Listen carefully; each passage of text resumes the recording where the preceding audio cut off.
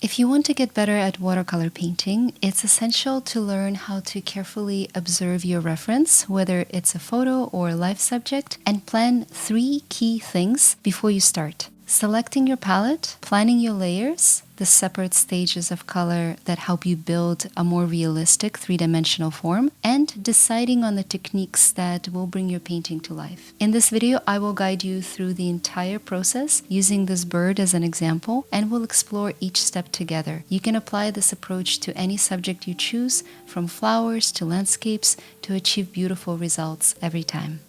So the first thing you want to do is observe your reference image and choose your color palette. We have a beautiful cardinal bird here, and I'll zoom in to identify the main color groups we need. While red and black stand out immediately, it's more nuanced than that. We need to break it down further to achieve a more realistic result. And the main red I see is a warm orange leaning tone, so I choose Scarlet Lake from Winsor & Newton. If your red is too dark or violet leaning, you can mix in some yellow to adjust it. For the darker red areas, which lean closer to blue on the color spectrum, I used Quinacridone Coral. It's still quite orangey and warm, and you can look for reds that are even closer to blue to create depth and shadow. You could try something like Carmine or Quinacridone Rose for these darker tones. Now let's pay attention to light, and for our warm highlights in the middle of the bird's chest, I used Hansa Yellow Deep.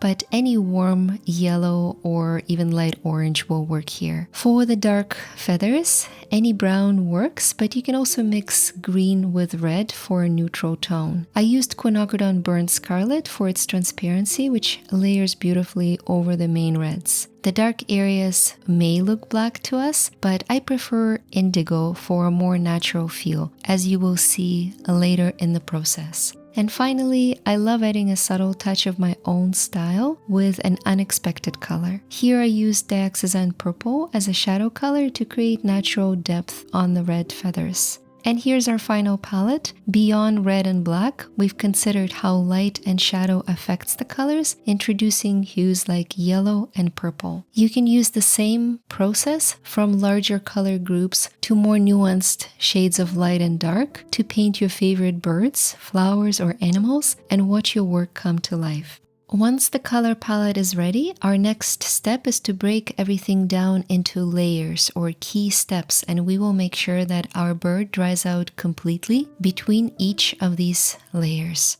The more stages you plan, the more detail and realism you will be able to achieve. And remember that with watercolors, we always start light and get progressively darker. This is very different from any other medium like acrylic or gouache, where you can put light colors on top of dark. Watercolor is transparent, so you need to plan your lightest areas first and then slowly progress down to shadows and darker details.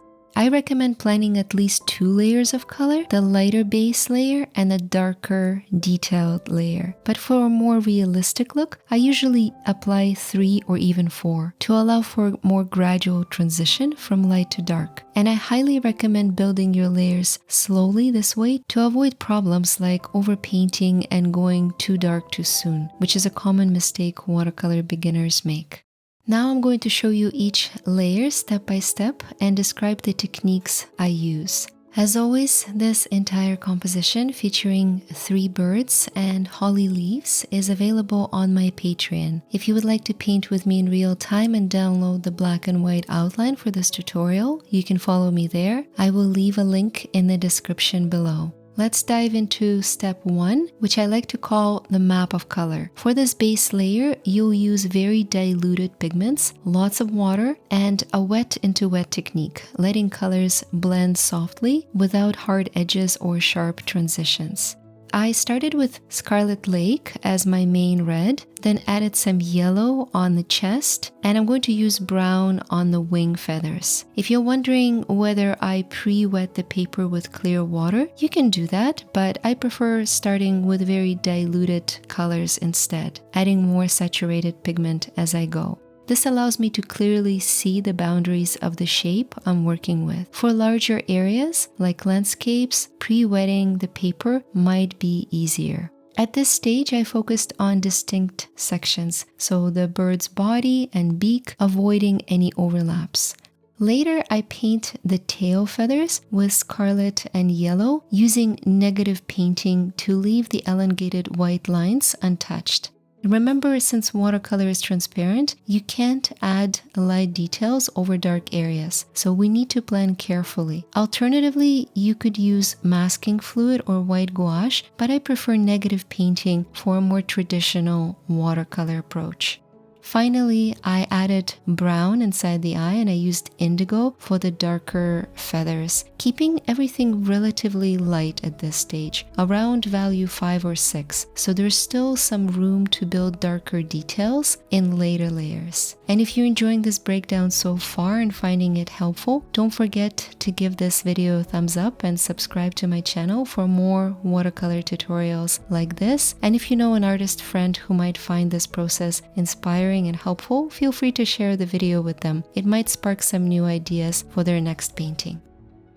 Once everything is dry, we're left with a light blurry shape that forms the base for adding darker details. I call the second stage our definition layer, where we will work wet on dry, applying a glaze of transparent paint to darken and define specific areas. In this step, you want to use roughly the same colors as before, but with more saturation, meaning more pigment and less water on your brush. On the tail, I accentuated the shadows, particularly near the base of each long feather, blending them gently with a clean, damp brush. You can see how much more definition we achieve at this stage, compared to the reference image on the side of the screen.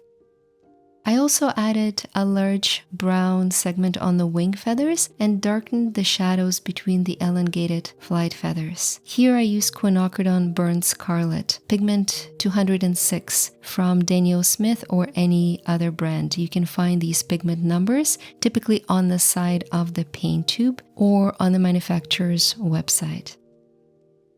To sharpen the overall silhouette, I used this Quinacridone Burnt Scarlet to line the edges and blend again with clear water. This layer is where most of the shadows that define the bird's three-dimensional form come into play, giving it a more realistic appearance. However, we're still not at full saturation, leaving room to add even darker details in the next step.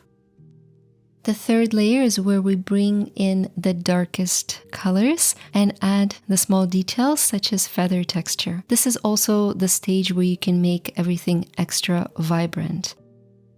I'm often asked how I'm able to achieve this vibrant look in my watercolors, and the key lies in this careful glazing process with plenty of drying time between the layers.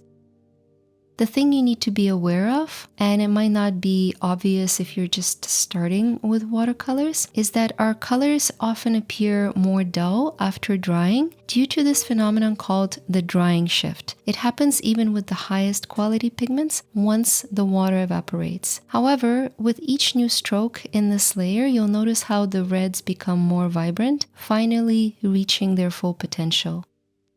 This is also the perfect time to add texture around the bird's eye, carefully positioning each stroke to mimic the natural direction of the feathers. This entire layer is completed using wet on dry technique, meaning wet paint is applied on top of completely dry paper, allowing for more precision and depth. At this stage, you might consider the painting finished, and you wouldn't be wrong, but I always like to come back for one final layer. Let's call it the finishing touches. This is where I look for opportunities to add more detail, or maybe even a splash of unexpected color to give my painting a personal touch. Most importantly, I use this layer to balance out my values, meaning lights and darks. This step is especially crucial when working with compositions that have multiple elements like this one. For example, here I added very dark tones on the leaves and to the other birds, particularly on some of the feathers. With all these surrounding elements now in place, it was a perfect moment to revisit the red cardinal. I noticed that black feathers had dried out a bit too light, so I added another layer of indigo, and I also mixed indigo with my brown color to deepen the shadows on the tail. This is precisely why I prefer not to use black straight from the tube. It tends to create muddy effects and it doesn't mix well with other pigments, especially vibrant reds. Indigo, with its beautiful blue undertones, blends seamlessly with surrounding colors, and it works wonderfully as a transparent shadow and the final touch on this bird. And with these finishing touches, the painting feels complete and full of life. And I followed the exact same process for every other element in this composition, starting with palette selection, where I went beyond just considering the obvious colors and looked at highlights and shadows, then planning my layers to create depth and realism, and finally transitioning through different techniques from very loose and light wet into wet to more precise and much more saturated wet on dry details. I hope you've enjoyed watching how each step builds on the last to bring the painting to life, and I encourage you to take these steps and apply them to your favorite subject, whether it's a bird, a flower, or a landscape. If you want to see the rest of the birds and leaves, this tutorial in real time is on my Patreon, along with black and white outlines. Thank you so much for watching and painting with me. I will see you soon.